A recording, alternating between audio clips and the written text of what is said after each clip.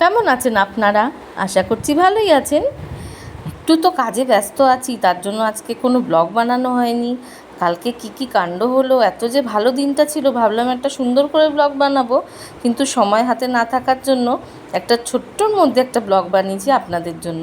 কারণ কালকের দিনটা ছিল সেরকম স্পেশাল। সকাল সকাল বলবো না, মোটামুটি আমার পুজো দিতে একটু বেলাই হয়ে যায়। ঠাকুরের পুজো শেষ করে বেশ গরমকালের এখন আম চলে এসছে, টক ডাল হবে।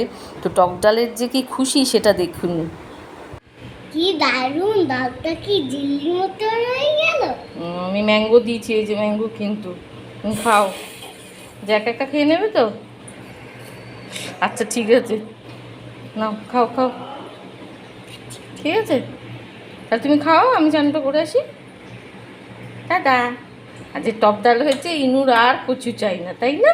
ইনুর টক ডাল খুব ভালো লাগে। খাও খাও খাও। আহ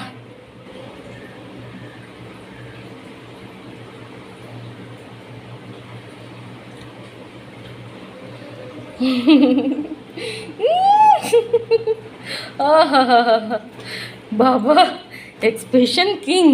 খাও খাও খাও, বুঝু বুঝু। গরমকালে যে টক ডালটা যে কত ভালো লাগে সেটা যারা খায় তারা নিশ্চয়ই জানে। এটা তো আর আলাদা করে কিছু বলার নেই। কালকে যেমন টক ডাল খেয়েছি, আজকেও টক ডাল খেয়েছি। মাছ মাংস পাতের পাশে আর কিছুই ভালো লাগছে না। আর এই চাটনি, আহা, এই তো আমের দিন চলেই এলো। বৈশাখের জন্য সবার জন্য জিনিস কিনছিলাম, আমার জন্য জিনিস কিনেছি আসলে।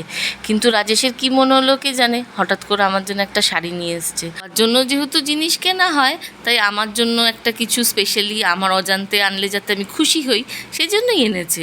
আর এখন তো মডার্ন শাড়ি আমরা নিজেদের মতো কিনি, অনেক দিন সত্যি জামদানি কেনা হয় না।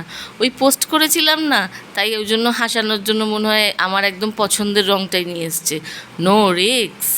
তবে খুব ভালো হয়েছে শাড়িটা। এটা রেডি করে নেব, পয়লা বৈশাখের দিন অবশ্যই পরবো। রাজর্ণব লিখতে পারবে তো? হ্যাঁ পারবো, আমি লিখছি। আমি রাজন্নব লিখবো।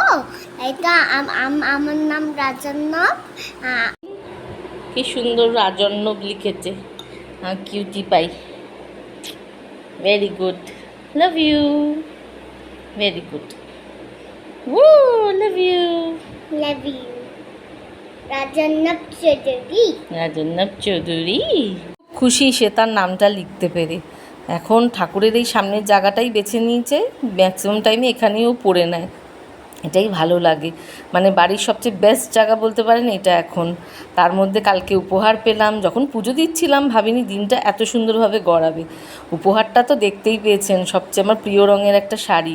কখনো ভাবিনি নিজের হাতে একা একা গিয়ে কিনে এনে দেবে। প্রতিবারের পুজোটা মনে হয় ঠাকুরের একটু বেশি পছন্দ হয়েছে, কি বলেন? যাকে আপনাদের এই ব্লগটা কেমন লাগলো একটা প্লিজ লাইক কমেন্ট করে আমাকে অবশ্যই জানাবেন। আর সবাই ভালো থাকবেন। টাটা।